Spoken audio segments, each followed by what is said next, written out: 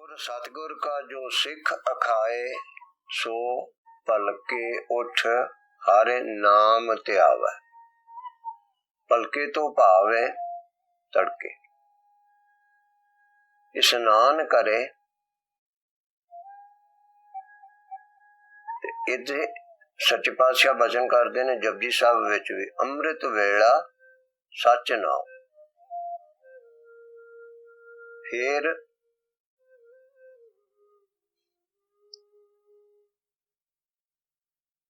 पहली राती फुलड़ा फल पी पच्छा रात। इन्हां सारियां तुकां दा इक्को ही अर्थ है कि तड़के उठ के, सवा पैर दे तड़के उठ के, जां जिन्ना जिन्ना भी कोई शरीर अपने शरीर अनुसार, अपने हालातां अनुसार तड़के उठ सकदा होवे, उस अपने हालातां अनुसार उठ के इशनान पानी करे अते वो गुर मंत्र दा जाप करे। इशनान करे प्रभाती, प्रभात की सवेर वेले। सो इस करके साध संगत जी, आप जी बड़े भागां वाले हो जेड़ा तड़के उठ के नाम जपदे हो ते जेड़े जपाउंदे हो, साध संगत दी सेवा करदे हो, संगत नूं प्रेर के लैके आउंदे हो, नाम जपाउण दा प्रबंध करदे हो, वो भी बहुत भागां वाले हो अते उन्हां नूं भी बहुत वड्डा फल सतगुरु सच्चे पातशाह देणगे। उन्हां ਦੀਆਂ ਸਾਰੀਆਂ मनोकामना पूरियां करके देणगे। किवें? ਹੁਣ ਤੁਸੀਂ ਸੋਚੋ कि जे संगत आई होवे इत्थे बैठ के नाम जपण वास्ते ते अगों उन्हां दे आयां वास्ते विछाई ना होवे, कोई प्रबंध ना होया होवे, प्रशादे पानी दा प्रबंध ना होवे, संगत किवें नाम जपेगी? जे चरण धोण दा प्रबंध ना होवे तो संगत किवें नाम जपेगी? इस करके वो जेड़े प्रबंधक ने उन्हां दा ये नाम जपना विचे ही आ जांदा, क्योंकि उन्होंने बहुतियां नूं नाम जपाया। जो आप आखण के जी इत्थे मैं संगत ने नाम जपना ते मैं भी हुण जपण बैठ जावांगा ते फिर संगत दा प्रबंध ते नहीं हो सकेगा। इसी तरह लांगरी सिंह ने जो प्रशादा ना पकाउण ते आपां नाम कित्थों जपांगे? पेट्रोल पवेगा तो गड्डी चलेगी ना। भूखे भगत ना कीजे, ये माला अपनी लीजे। इस करके उन्हां दा अपना एक वखरे तरीके दा उन्हां दा नाम जपण दे विच ही आ जांदा, क्योंकि वो सेवा करते पे ने। हाँ, ये ठीक है, उन्हां नूं सेवा करदियां नाल नाल उन्हां नूं भी नाम जपना चाहिदा, पर ये नहीं हैगा कि वो नाम नहीं जप रहे ते असीं जप रहे हैं, ये नहीं गल हैगी। वो सानू जपा रहे ने, सानू नाम जपन दे सुख साधन बना के दे रहे ने। इसी तरह इहदा एक होर पक्ष जेड़ा अज दे युग समय है, वो ये कि जेड़े लोग रात नूं कारोबारां ते जांदे ने, सवेरे तड़के वापस आउंदे ने, अद्धी दिहाड़ी अद्धी रात सारी दिहाड़ी जिन्हां ने कारोबार करने हुंदे ने, वो लोग जेड़े ने उन्हां दी क्योंकि रात नूं नींद नहीं पूरी होई हुंदी, इस करके वो उसे मुताबक जो आपां करदे पए हां ओहदे मुताबक वो अपने तरीकिਆਂ दे अनुसार, अपने हालातां अनुसार उठ के बैठ के नाम नहीं जप सकदे। फिर वो जिस वेले भी जपण उन्हां दा उसे वेले ही प्रवान होवेगा, क्योंकि उन्हां दे हालात वखरे ने। सो साध संगत जी, इन्हां चीजां नूं ध्यान च रखण दी अत्यंत आवश्यकता है, अत्यंत आवश्यकता है। क्यों? क्योंकि जे नींद तुहाडी रात नूं पूरी नहीं होई होएगी, 6 ਤੋਂ 8 घंटे जे नींद नहीं पूरी होएगी ते जिस वेले सवेरे नाम जपण बैठोगे उदों बैठ के उंगलाउंदे रहोगे। इस करके नींद पूरी करनी भी ते अति आवश्यक। सो हुण जेड़ा रात नूं काम ते फैक्ट्री दे विच नौकरी करके आया, रात दी शिफ्ट ला के आया, 8 घंटे आया ही सवेरे 4 बजे है, वो आके 4 बजे थक्या टुटा आके बैठ के नाम जपेगा ते बैठा ही वो सौ जाएगा, गल नहीं बनती है।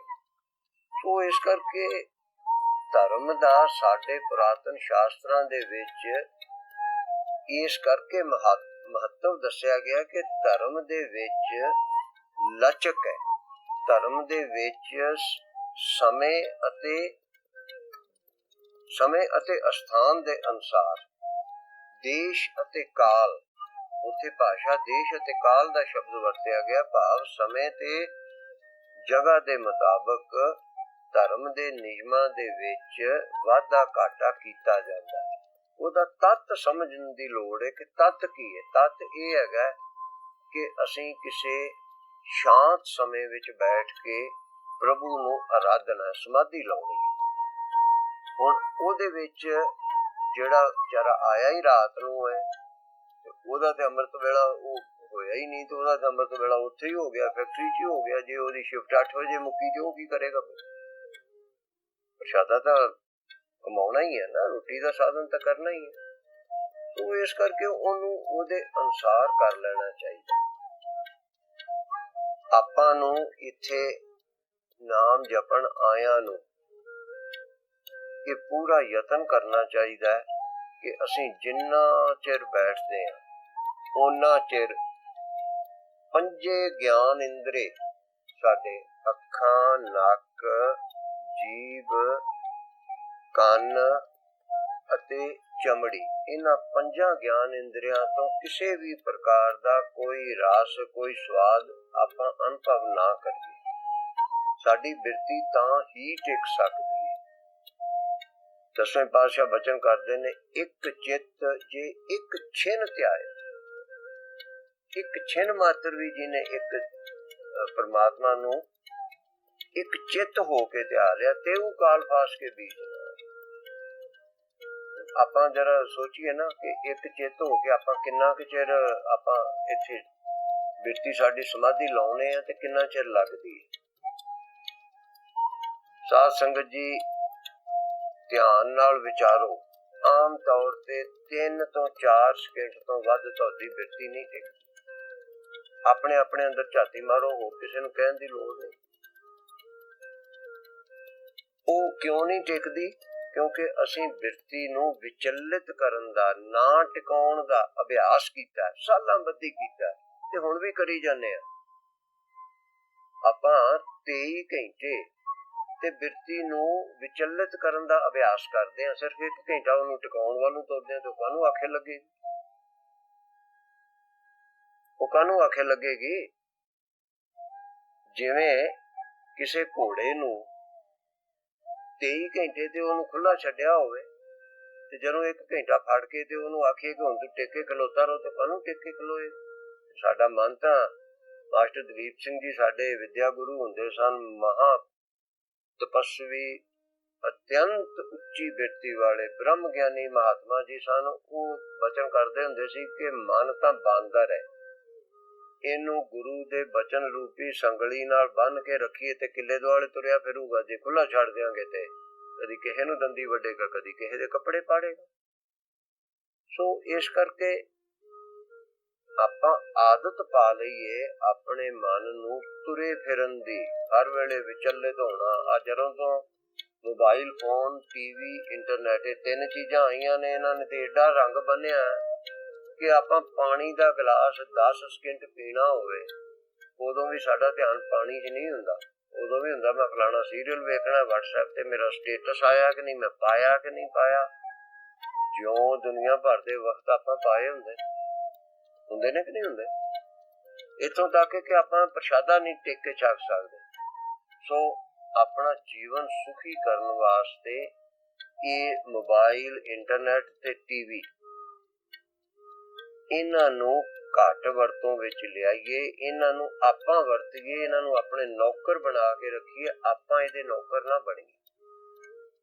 ਸਮਾਧੀ ਲਾਉਣ ਦਾ, ਬਿਰਤੀ ਟਿਕਾਉਣ ਦਾ ਇੰਨਾ ਲਾਭ ਹੈ ਕਿ ਵਿਪੱਛਨਾ ਵਿਧੀ ਜਿਹੜੀ ਸਾਡੇ ਬੋਧੀ ਸੰਤ ਜੀ, ਮਹਾਤਮਾ ਜੀ ਕਰਵਾਉਂਦੇ ਨੇ ਸਮਾਧੀ ਦੀ, ਉਹਦਾ ਕੋਰਸ ਕੀਤਿਆਂ 10 ਦਿਨ ਦਾ ਮੈਂ ਉਹਦਾ ਜਾ ਕੇ ਉਹਨਾਂ ਦਾ ਸ਼ਿਵਰ ਲਾਇਆ ਸੀ। ਉਹਦੇ ਨਾਲ ਮੇਰੇ ਇੰਨੀ ਨਿਗਾਹ ਵੱਧ ਗਈ ਸੀ ਕਿ ਮੈਂ ਬਿਨਾਂ ਐਨਕ ਤੋਂ ਅਖਬਾਰ ਪੜ੍ਹਨ ਲੱਗ ਪਿਆ ਸੀ। ਇੰਨਾ ਲਾਭ ਹੁੰਦਾ। ਉਹ ਤਾਂ ਸਿਰਫ 10 ਦਿਨ ਕੀਤਾ ਸੀ ਨਾ, ਜੇ 100 ਦਿਨ ਕਰੀਏ ਤਾਂ ਕਿੰਨਾ ਲਾਭ ਹੋਏਗਾ। ਪਰ ਆਪਾਂ ਕਰਦੇ ਨਹੀਂ। ਮੈਨੂੰ ਆਹ ਵੀ ਕੰਮ ਜ਼ਰੂਰੀ, ਆਹ ਵੀ ਜ਼ਰੂਰੀ, ਆਹ ਵੀ ਜ਼ਰੂਰੀ। ਕੁਝ ਤਾਂ ਜ਼ਰੂਰੀ ਹੁੰਦੇ ਤੇ ਕੁਛ ਨੂੰ ਆਪਾਂ ਐਵੇਂ ਹੀ ਜ਼ਰੂਰੀ ਬਣਾ ਲਿਆ ਹੁੰਦਾ।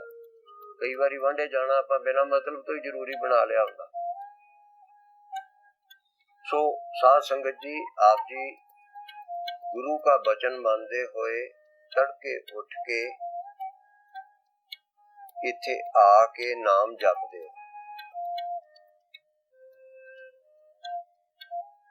इत्थे आके नाम जपण वेले बिरती टिकनी चाहिदी है। उन्होंने टिकाउण दा यतन करो। नाल मोबाइल लियांदा होवे, इधर रख के वेखी जाओ, इधर ओ करी जाओ, नहीं वो गल नहीं बनदी। और बिरती टिकाउणी काहदे ते है? अपने सतगुरु दे स्वरूप ते। गुर की मूरत मन में ध्यान। सतगुर की मूरत हृदय बसाए, फिर की है? मन इच्छे से ही फल पाए। जो इच्छा होएगी गुरु वही देवेगा। और गुरु नूं अंदर वसाइए तो सही,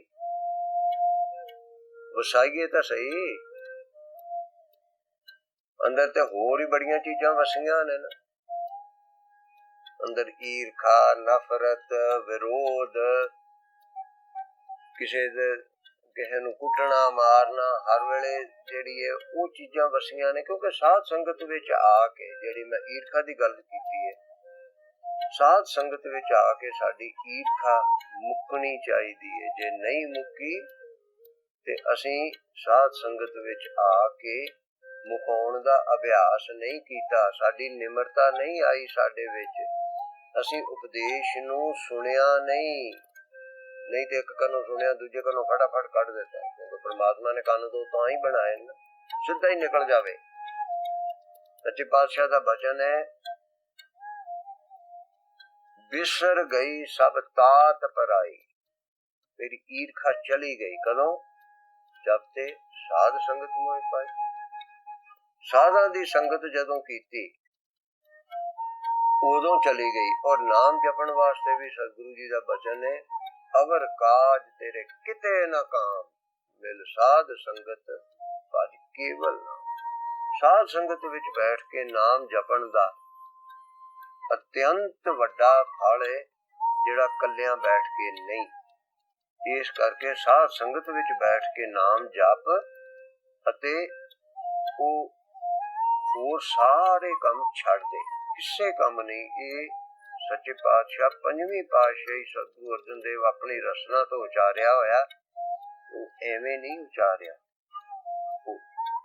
अटल सच्चाई है। सतगुरु जी का वचन जिहड़ा सतगुर की बाणी, सत सत कर जानो गुर सिखो, हर करता आप मोह कढाए जियो। तो सतगुरु की बाणी सच है।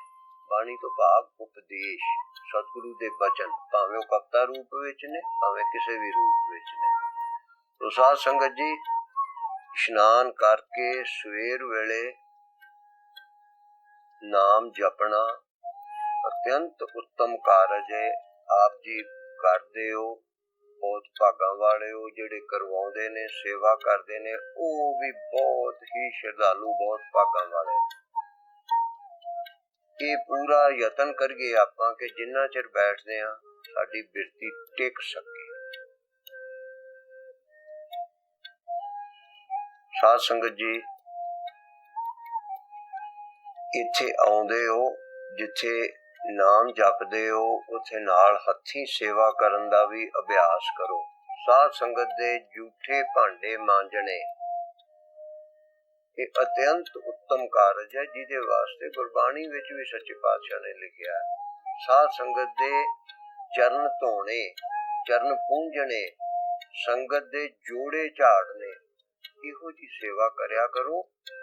अते ये सेवा करन लगे ये वेख्या, ये बिरती बनाओ अपनी सोच कि जिन्ना चिर मैं सेवा करनी है, मैं किसी मजहबी का भांडा मांजिया कि किसी ब्राह्मण का मांजिया, जट का मांजिया कि नाई का मांजिया, नहीं, मैं तो अपने गुरु का झूठा भांडा मांजिया, दूजा तो है ही कोई नहीं।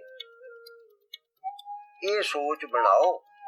उन्ना चिर मेरे मन च सोच ये होनी चाहिए है, जदों मैं चरण धोंदा पिया संगत दे, मैं चरण पूंजदा पिया, उत्थे मेरी सोच होनी चाहिए है एक निक्का जिहा नानक है, एक निक्की जी नानकी आई है, एक बिरध नानक है, एक जवान नानक है, और ते है ही कोई नहीं। ये सोच बनाओ कि मैं अपने गुरु दे चरण धो रहा, अपने गुरु दा रूप वेखना है, और कोई नहीं हैगा। ये नेत्रो मेरियो हर तुम में जोत तरी, हर बिन अवर ना देखो कोई। तो जे आप जी ये करोगे, ये मेरी बेनती प्रवान करोगे, तो सतगुरु जी कृपा करनगे, आप जी नूं ब्रह्म ज्ञानी बनाउणगे, आप जी नूं अपार खुशियां बख्शणगे। ते फिर ब्रह्म ज्ञानी कौन हुंदा है? ब्रह्म ज्ञानी आप परमेश्वर। ये भी सच्चे पातशाह दा उचारिया होया बचन है। सो साध संगत जी, अपने मन विचों ईर्खा, विरोध, नफरत, किसी दी बुराई आदि माड़े कर्म कड्डो ਅਤੇ ਚੰਗੇ ਗੁਣ ਗ੍ਰਹਿਣ ਕਰਕੇ ਬ੍ਰਹਮ ਗਿਆਨੀ ਬਣਨ ਦਾ ਪ੍ਰਯਤਨ ਕਰੋ। ਸੱਚੇ ਪਾਤਸ਼ਾਹ ਕਿਰਪਾ ਕਰਨ। ਸਾਰੇ ਹੀ ਆਖੋ ਧੰਨ ਸਤਿਗੁਰੂ ਰਾਮ ਸਿੰਘ।